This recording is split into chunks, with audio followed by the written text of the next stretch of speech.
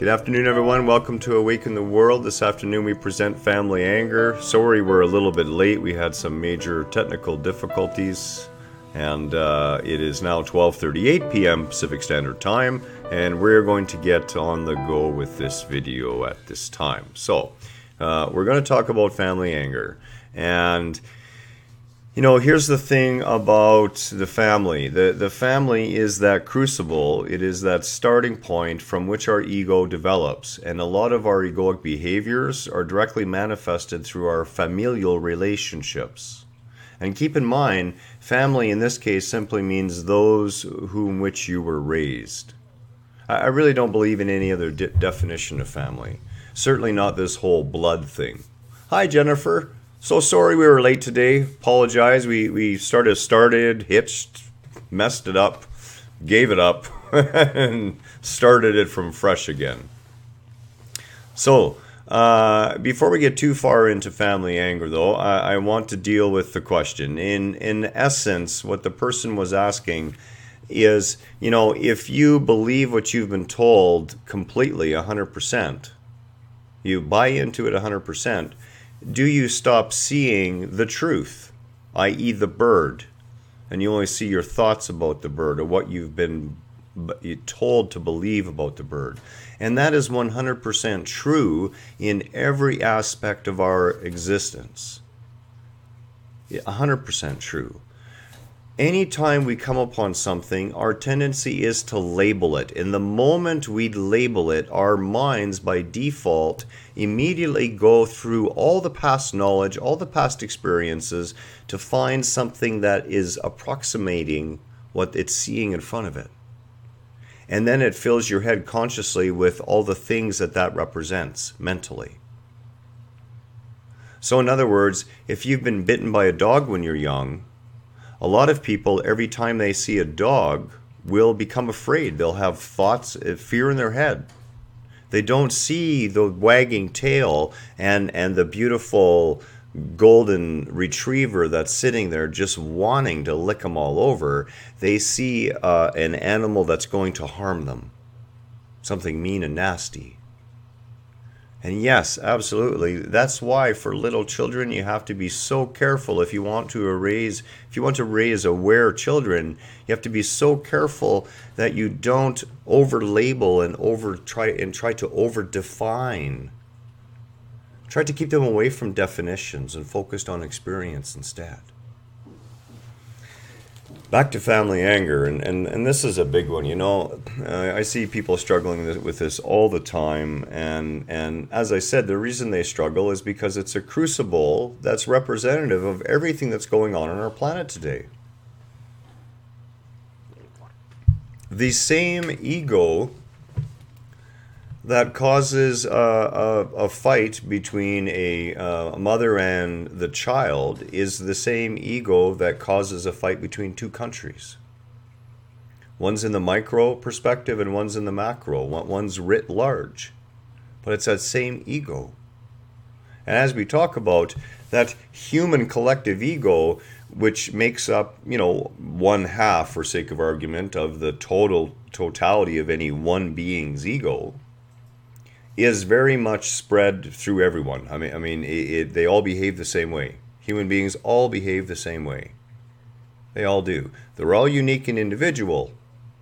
But that expression is a function of the higher being, that higher self. The behavior, the repetitive behavior, the behavior that happens at the egoic level is all the same until you begin to wake up from that. Until you begin to actively change that. That's why we say you were asleep and now you're starting to wake up. Because when you're asleep, all your behavior is programmed. Whether you think it is or not. And getting rid of that programming is a huge part of this. So, the family definition of ego, or through ego's limited point of view, this is what it usually works out to be, okay? And I need people to pay close attention to this, because this is going to be a big one. And it's going to gut punch quite a few of us in the process. Normally, this is how family is defined at an egoic state. So, as a mother, those are my children, my property. No matter how old they get, they will always be my children, my property. The father, in the case of the father, it's the wife and the children are my property. And no matter how old the children get, they will always be my property. And in many cases, even after the wife has divorced the husband will still think that that wife was his property. The children look back upon the parents and they think, you're my parents, you owe me. You're responsible for me. You're the reason I'm here. The children look at each other and they see competition for the limited resources that the parent has available to offer. Now, we're talking at the egoic level, and the egoic level, the pure egoic level, remember, is all this guy with none of this tempering it. And as children, there's a lot of that going on, right? This hasn't developed yet strong enough to temper it, because like I said, we have it, we lose it, ego forms, and then we come back to this. We don't really lose it. It just gets covered over quite a bit. And the first thing that comes up, because of this underpinning that exists subconsciously within that collective ego, is anger. And here's the big thing, okay? And we need to be perfectly clear about that. Parents have no responsibility to like you, to agree with what you choose to do. And I'm talking if you're one of the kids. So if you're a child, and everyone's a child, everyone's had a parent, but understand this, that as a child, your parents have no responsibility, and nor do you have a right to demand that they like you, that they care about what you do, that they agree with you, that they agree with what you think, that they do anything else than provide that necessary environment for you to grow in. But you cannot force yourself on them. You can't force your parent to say, I like the way you turned out. They may not. And that starts all sorts of issues. Because we have an expectation that as our parent, I should be this superhero child to you. There should be no one else in the world who is as good as I am. And why? Because the parent trained that into us. Unintentionally. You hear many parents, and psychologists today are finally starting to scream, stop telling your children they're special. Stop telling your children they're unique. Stop telling your children they're like nobody else. All those things are true. But at the level they're being pushed onto their children, they're not being pushed through at the right level. It's being pushed through at a superficial level. It should be all children are unique and special, and you're here to deliver a unique and special gift. But never mistake the dysfunction that develops by telling our children they are somehow unique or somehow more special than someone else. Because every person has a uniqueness. Every person is special. Every child is special. Every child is unique. These expectations we have, and these expectations work both ways. As parents, you have no right to demand or expect your child to agree with or take on your point of view or turn out the way you would want them to or follow the career path that you want. You have no right to that. Those are your expectations and they're wrong. And frankly, I don't give a damn what society tells you or anyone else tells you in this case. What we're really talking here is free will. And I see a lot of people in familial relationships, in relationships with their family, who at every moment try to take away the free will of their parents, their grandparents, their children, their spouse, the sisters, the brothers, always going after the free will. No, no, I can't love you unless you're behaving the way I want you to behave. You know what it sounds a lot like? It sounds a lot like that Old Testament Christian God.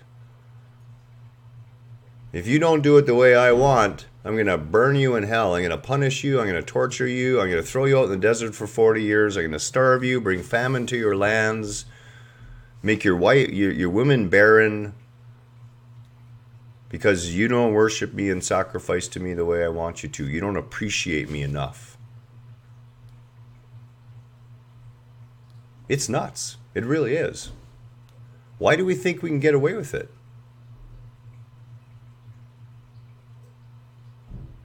You know, I often say to Kelly, Kelly's oldest son's birthday is coming up, and she mentioned it to me, and I said, so? It's a birthday. It's a day. To me, it has no meaning at all. And I said to her, what's the difference between his birthday and another person's birthday on this day? Only what we attach to it. And you see, what's happened is our thoughts and our consciousness, after being around those people in our lives, what we would call family, for such a long time, have manifested remnants in our mind, neural pathways that we like to go down because they're easy, they're slippery and smooth. So in Kelly's case, it's always going back down memory lane. I remember when the kids were young. I remember when, and what she's really saying is I remember when everyone did exactly what I wanted them to, and then I was happy. And the problem with that, especially in the family situation, is if everyone's thinking that way, you can imagine how happy things are. Not. The anger that comes out of the family dynamic is all about our own personal fears. It isn't about the person that we perceive ourselves to be angry at. That's our choice. We've made that choice. And anger is always representative of a fear of some sort deep within. And those fears have to be faced and dealt with. Our anger at our mother for not recognizing how good we are, we own that. She doesn't have to recognize how good we are. We should stand in our own satisfaction with how good we are. And quite frankly, not give a rat's who says you're good or not good. When you stand in the truth of your existence, when you proceed from that place, you will find that you will polarize people around you more and more and more. Trust me, I say this all the time. Children run towards me. Most adults run away from me. I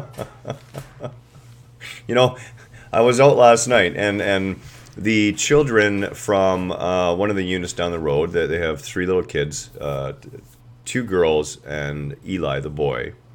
And I love them. They're great kids. And, they've been bugging me to lay down on the ground in the parking lot so they could chalk draw me. So last night I was outside and they were there and I said, okay, let's do this.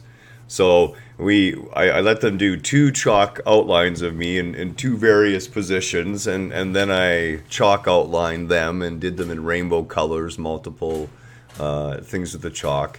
And I was talking with her mother about it, and the little girl, she said to me, well, why do parents, adults, run away from you? And I said, because I can be a little bit of a tiger sometimes, a little bit growly. And she says, oh. And then she says, well, why do kids run towards you? And I said, because I can be a little bit growly.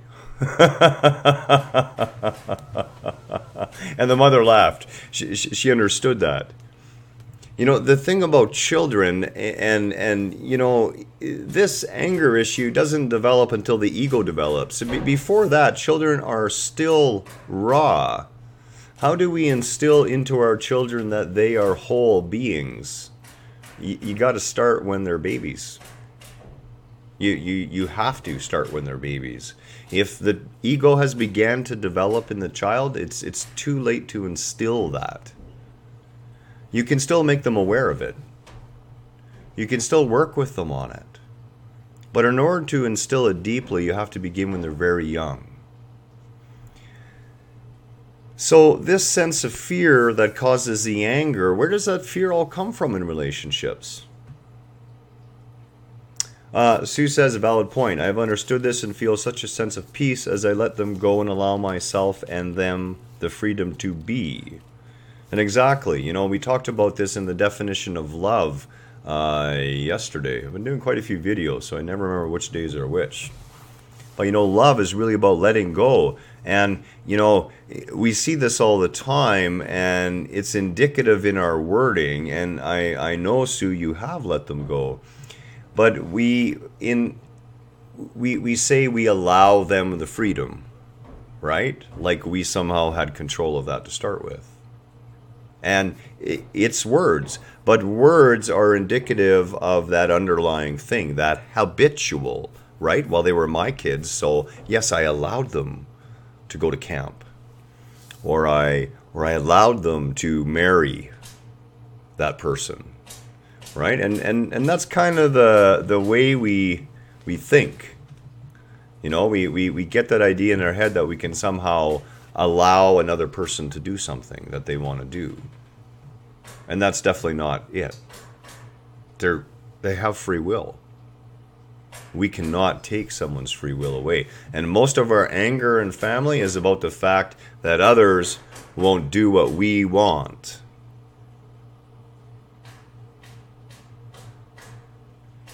Right? Most of that anger comes from the fact that they're not doing what we want them to do, but we expect them to. That's not love. That's not free will. That's ego and a trading relationship. And unfortunately, there's a whole lot of family relationships out there that have devolved into nothing more than exactly that. Common family issues. The crucible of egoic thought, as we talked about, okay? And this is, it really comes down to this. You've heard this in the Bible, and I've said it a few times, and again, when I say the sins of the father, I personally don't give a damn what gender you are. I really don't. But, in the case of the Bible, it says, the sins of the father are visited upon the sons, even until the 7th generation. And when they say that, what they really mean is basically forever and ever. And the truth behind that, the deeper truth behind that, is that we create that early environment for the egoic formation to occur in our child. And it occurs naturally. And we are the ones as parents who color it. We're the ones that give it its initial flavor. And keep in mind, our children chose us as parents, not the other way around. They chose. It was pre-planned. There's a reason for it, so don't beat yourself up. But in our evolution, in our ability to ever increase our conscious awareness and evolve higher and higher and higher in a limitless spectrum of evolution, we have the ability to realize what no longer serves us and to choose what does serve us. And it serves us to let go of, you should behave this way because you're my dad. You should behave this way because you're my mother. You should love me. You should think I'm number one. You should do this. You shouldn't do that. I personally, if there's anything I hate in the English language, it's the word should and shouldn't. There are no shoulds. There are no shouldn't. There are just choices and responsibilities that arise out of those choices. And, thankfully I learned this a long time ago. Just because you popped out of that person's womb does not indemnify you to her nor her to you. Just because that person donated the sperm does not indemnify you to him or him to you. So what really is family if none of it matters? Because you know what? And it doesn't. It doesn't matter. None of that matters. Yeah, it is a stick. Exactly, Sue. Good way to put it. That should and shouldn't is a beat stick that we crack ourselves with and other people with all the bloody time. In our journey to learn to be creative and to learn to be responsible creators, this is part of it. You cannot create and take away someone's free will in the process. That violates a fundamental law of all of creation. And it will not happen. It will not occur. It cannot occur. It will always break down. This is why no matter how many times you tell your child they should not smoke pot, if they want to try pot, they're going to go ahead and try it. And there's nothing you're going to be able to do about it. This is why when you say, well, you should go out and marry that person, they're the right person for you, you may find out that 2 years later they're divorced and they hate your guts for your suggestion. Because you shouldn't actually have made the suggestion and they shouldn't have brought into it. Throw those words out. Right out of the dictionary. Gone forever. Replace should and shouldn't instead with the understanding that every single person is a powerful, immensely powerful spiritual being here exercising a journey, here exercising a human experience, here to experience and grow and evolve. Get out of their way. Be there to support. Be there to help pick them up when they fall down. Don't enable and don't put your expectations on them of what their path should be. Allow their path to grow from them. Because you know what? No matter how much you try and push them down another path, eventually they're going to fall off of it. And the more you push them, the more dysfunctional things become. And this works both directions. It works with parents and children and adult children and adult parents. You don't have a right because you popped out of someone's womb to demand respect from them. You don't. What you really need to be asking yourself is, why am I not so sure of a being myself that I need no respect from my parent? Those are the real questions we need to ask ourselves. Because you see, those dynamics, those relationships, they show us where the deeper influences of our egoic sense of I are still stuck in there, nice and deep, still causing unconscious behaviors, still affecting us subconsciously, still in our mind messing with the way we feel about things. Yeah, shoulda, woulda, coulda, eh? So now we come to the big thing, a remedy to the problem. And there's something I got to tell you. I am not a symptom fighter, and we live in a world full of symptom fighters. And one of the greatest symptom fighters of all time is the family counselor. Family counselors are all about fighting symptoms. And they charge in Canada, it's $100 to $200 an hour to basically stroke everyone's ego and make sure that the problems persist for as many years as possible so they can pocket some good change out of these people. We're talking about a remedy to the problem, and the problem is self. The problem is us, not anyone we're involved with. So what do? Self-work, and more self-work, and some more self-work. You want to change the world, you change yourself. What do you change about yourself? You change the way you think, you change your perceptions of your world, and you begin to open yourself to a higher and newer reality that will keep expanding on you. Every time you think if it's expanded as far as it can, it's going to blow your mind yet again. That is the remedy to the problem. Self-work, self-realization, ceasing to have an opinion about someone else's opinion, whether they're your family or not. Those are the testers. Those are the teachers. The ones who right inside of us with that little knife and twist it so easily. And there we are in our spiritual indifference going, what just happened? I thought I was over this. As we fall asleep and react unconsciously. The only remedy to this problem is to deal with your own egoic state of being, to become true and honest with yourself, to stop laying your issues on your parents or your children or your brother or your sister or your wife or your husband, and to take responsibility for them. For you to understand that every time you say, you're making me crazy, you're lying to your partner and you're lying to yourself. It's you who's choosing to be crazy. You.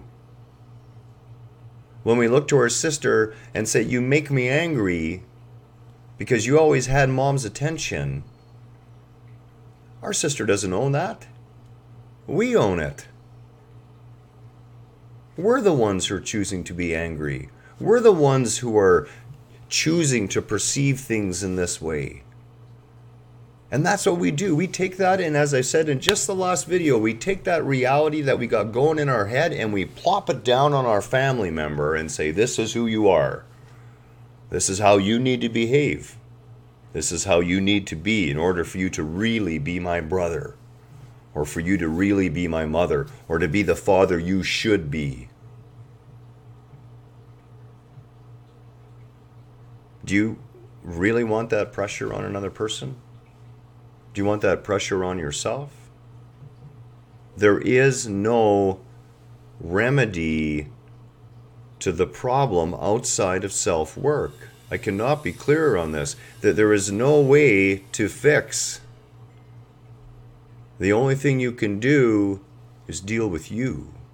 And I promise you, if you will work on you, if you will work on self, if you will work on all the things we've talked about in all these videos and all the spiritual teachers have talked about, said over and over again in a million different ways, in 1,000 different languages, in every medium possible, work on your own awakening, and the relationships you perceive as issues will become smoother and smoother and smoother. Not because perhaps they have changed, but because you have chosen to evolve.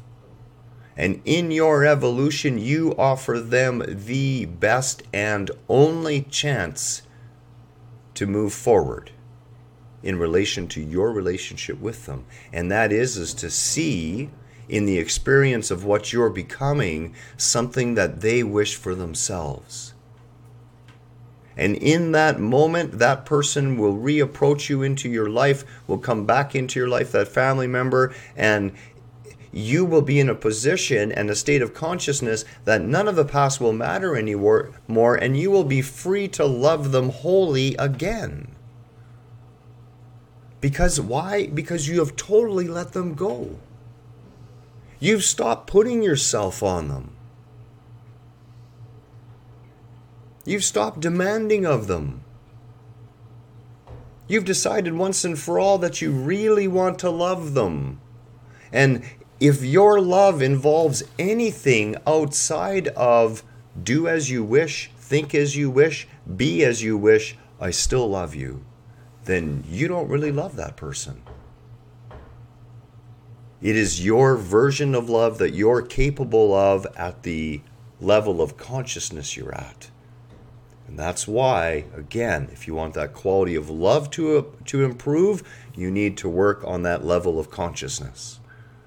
You need to do that self-work and more self-work and some more self-work.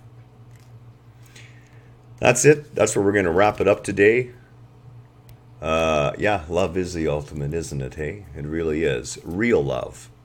And you know, real love is fully accepting of everything. You know, it doesn't mean taking it on the chin and staying in abusive relationships. It really doesn't. What it means is understanding that all of us really know not what we do. Even those of us who think we're waking up, even those of us who think we're reaching enlightenment, even someone like Christ, he still has, even to this day, a long way to go in the levels of evolution that are available to us. You know, he's like master level 1. You know, one of these days he'll be at master level 40, and then master level 2 billion. Much love, namaste to you all, and take care. Have a wonderful day, and we will speak again soon.